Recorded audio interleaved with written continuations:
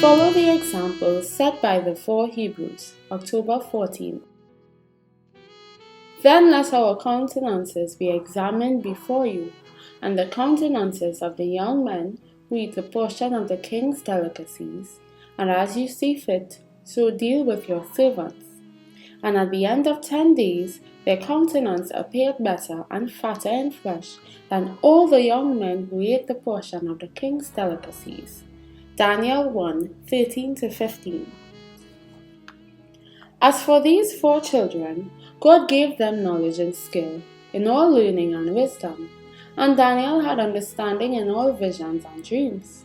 Now at the end of the days that the king had said he should bring them in, then the prince of the eunuchs brought them in before Nebuchadnezzar. And the king communed with them, and among them all was found none like Daniel, Hananiah, Mishael, and Azariah.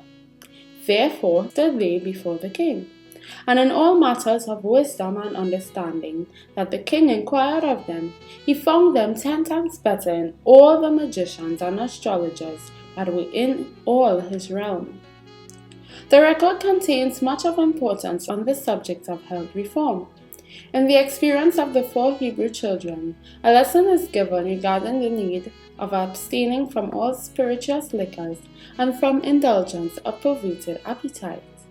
The position taken by these Hebrew youth was vindicated, and at the end of 10 days they were found fairer in flesh and better in knowledge than all the rest whom the king was proving.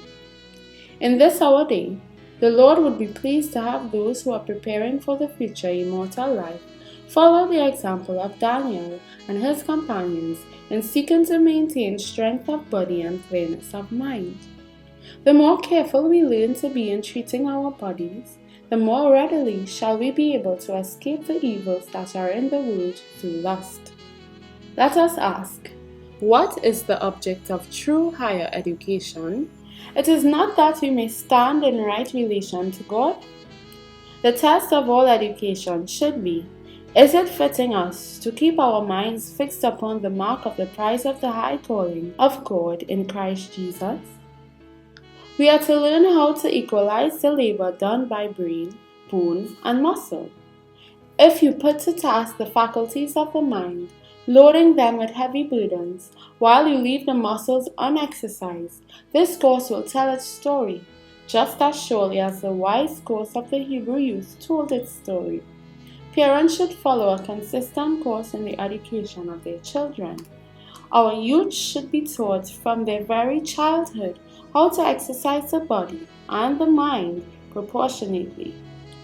The General Conference Bulletin, May 30th, 1909, from To Be Like Jesus, page 303.